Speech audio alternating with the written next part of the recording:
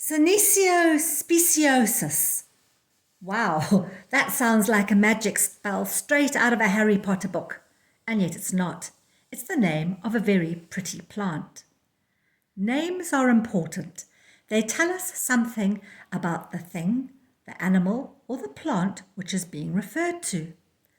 Let me introduce you to my new puppy. His name is Spot. Can you guess why? Of course, it's because he's got a black spot over his eye.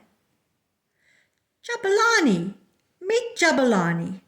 Jabulani means rejoice or be happy in Zulu, and Jabulani's parents were so happy when he was born that they called him Jabulani. And this is baby Joy. Can you think why her parents gave her such a joyful name? Perhaps if she was a little Zulu girl, her parents would have called her Jabulile, which is the girl equivalent to Jabulani.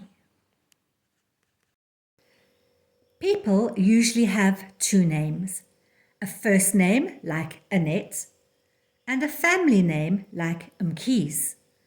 Sometimes people have nicknames, which are funny, informal names which are used instead of or as well as the person's real name.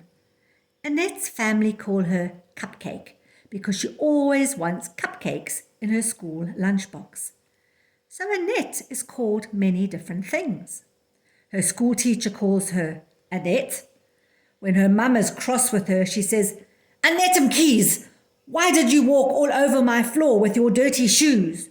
Or, "Annette Mkhize, will you eat your food?" But most of the time, Annette's family call her Cupcake. Plants also have names which tell us something about them. They have a family name or genus which groups together closely related species, and they have a species name, which is a name which is specific to an individual plant. When we name plants, we put the family name before the species name. So if Annette Mkhize was a plant, she would be called Mkhize Annette. Plants also have common names, like our nicknames. The problem is that common names can sometimes refer to more than one plant species. Imagine if Annette was in a class with another little girl whose family called her Cupcake. Things could get confusing, and it's exactly the same with plants, because sometimes we have more than one plant with the same common name. Let's go back to our first picture. Why does our plant have a name which sounds like a magic spell?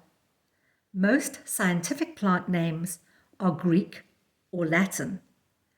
As the early Greeks and Romans traveled and invaded neighbor countries, they took their language with them, and their language spread into the local populations. Well-educated people would learn Latin and Greek, and they used these languages in their work. Botanists or plant scientists in the 1800s would set about finding new plant species. You may have heard of this man, John Medley Wood. He was a South African botanist who contributed greatly to the knowledge of South African plants. He looked after the Durban Botanical Gardens for many years, and you can see a bronze sculpture of him in the gardens in recognition of his work. Early botanists collected samples of plants. They drew accurate drawings of each plant and, of course, gave them names. They would look carefully at the plant's flowers and leaves and seeds and think up a name which would tell people something about the plant. This plant is beautiful, so its specific name is speciosus, which means beautiful in Greek.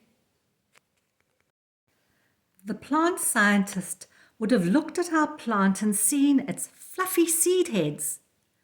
Perhaps they reminded him of an old man with fluffy grey hair. And so the plant's genus or family name is Senecio, which comes from the Greek word senex, meaning old man. So that is how this pretty plant got a name which sounds just like a magic spell. Here's a fun activity for you to do. Draw a fantasy plant, something from your imagination. Then give it a name in English. Ask a grown-up for help in converting the name into a Latin or Greek name using Google search. Have lots of fun!